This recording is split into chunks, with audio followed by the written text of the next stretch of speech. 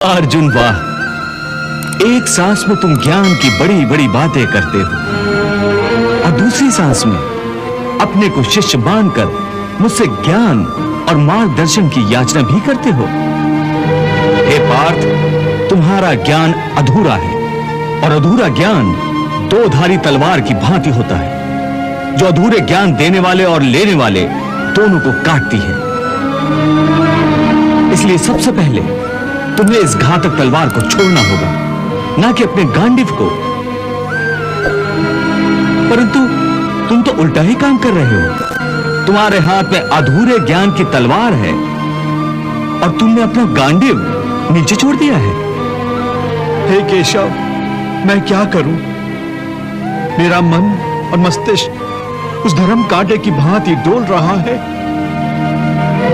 जिसके दोनों पलड़ों में बराबर बराबर मात्रा में ज्ञान और अज्ञान दोनों रखा हुआ है। इसी दोराहे पर खड़ा हुआ मैं आपकी शरण में आया हूं। मुझे एक गुरु की भांति रास्ता दिखाओ माधव, रास्ता दिखाओ। हे अर्जुन, तुम इस समय ना केवल इस युद्ध भूमि की मध्य रेखा पर खड़े हो, बल्कि तुम्हारी बुद्धि भी जीवन और मृत्यु की मध्य रेखा पर अटकी हुई है। इसलिए तुम अपने कर्तव्य और अपने धर्म से भाग रहे हो। परंतु अपने कर्तव्य से यूं मुंह मोड़ने से या इस युद्ध से विचलित होने से विधि का विधान नहीं बदलेगा, क्योंकि विधाता का निर्णय अटल और अचूक है। तुम क्या समझते हो, तुम्हारे नहीं मारने से ये सब नहीं मरेंगे? नहीं अर्जुन, नहीं। तुम इन्हें नहीं मारोगे तब भी ये मरेंगे, क्योंकि इनके प्रारब्ध ने इनकी मृत्यु का समय, दिन और क्षण तो पहले से ही निश्चित कर दिया है। उसी विधान के अनुसार मैं तो इन्हें पहले ही मार चुका हूं। तुम तो केवल माध्यम मात्र हो। तुम्हारे माध्यम से मैं इन सब का वध करना चाहता हूं। तुम इसे अपना कर्तव्य समझो या प्रारब्ध, तुम्हें इन सब का वध करना ही है। मैं क्या करूं मधुसूदन? अपने मन को कैसे मारूं? अपनी भावनाओं को अपने ही पैरों तले कैसे रौंद डालूं? बताओ मधुसूदन, मैं क्या करूं? हे पार्थ, धर्म के रास्ते से हटाने वाली भावनाओं का त्याग करो। भावनाओं के समुद्र में डोलने के बदले तैरना सीखो। तुम तो एक कीर्तिमान पुरुष हो। अपनी निर्बलता का यूं प्रदर्शन करके तुम अपनी कीर्ति को नष्ट मत करो। एक वीर पुरुष के लिए उसकी कीर्ति का नष्ट होना उसकी मृत्यु के समान है। इसलिए युद्ध करो पार्थ, युद्ध, और अपनी कीर्ति, अपने कर्तव्य और अपने धर्म की रक्षा करो। अकीर्तिम चापि भूतानि कथयिष्यन्ति ते व्यम संभावितस्य चा कीर्तिर मरणाद अतिरिच्यते। इस धर्म युद्ध में यदि तुम मारे भी गए तो तुम्हें वीर गति प्राप्त होगी। तुम मर कर भी अमर कहलाओगे। इसलिए युद्ध करो।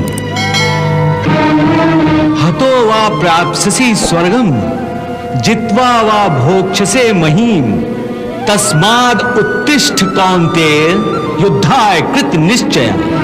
हे वासुदेव, तुम तो जानते हो कि मुझे अपनी मृत्यु की चिंता तिल भर भी नहीं है।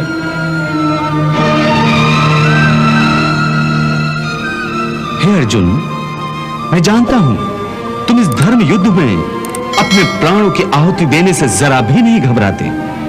तुम्हारे हृदय की यह दुर्बलता केवल अपने संबंधियों के आदर में है, जो इस धर्म के क्षेत्र में अर्थहीन हैं। तुम्हें अपने संबंधियों की मृत्यु की चिंता है, परंतु तुम्हारा यह विचार तुम्हारे अज्ञान का खुला प्रतीक है। तुम ठीक कह रहे हो केशव। इस समय मेरी बुद्धि अज्ञान के अंधकार में डूबी जा रही है। धर्म क्या है, अधर्म क्या है, मुझे इसका ज्ञान नहीं रहा। मैं कर्म के एक ऐसे दोराहे पर खड़ा हूं जहां से यही पता नहीं चल रहा कि धर्म का मार्ग कौन सा है और अधर्म का मार्ग कौन सा। मुझे अज्ञान के इस अंधकार से निकलने का रास्ता दिखाओ केशव, रास्ता दिखाओ। हे पार्थ, मैं तुम्हें इसी अज्ञान के अंधकार से निकालना चाहता हूं। इस अंधेरे में अंधों की भांति हाथ पैर मारने के बदले अपनी दूर दृष्टि को एक दिशा दो और देखो इस सृष्टि की ओर। इस सृष्टि में जो जन्म लेता है वो निश्चित रूप से मृत्यु के अधीन हो जाता है। इसका अर्थ यह है कि इस मृत्युलोक का हर प्राणी, चाहे वो मनुष्य हो, पशु हो, पक्षी हो या फिर पेड़ पौधा हो, हर सांस लेने वाला प्राणी अपने जन्म के साथ अपनी मृत्यु को भी लेकर आता है। हर प्राणी को एक ना एक दिन निश्चित क्षण पर मरना अर्थात अपना शरीर त्यागना ही पड़ता है।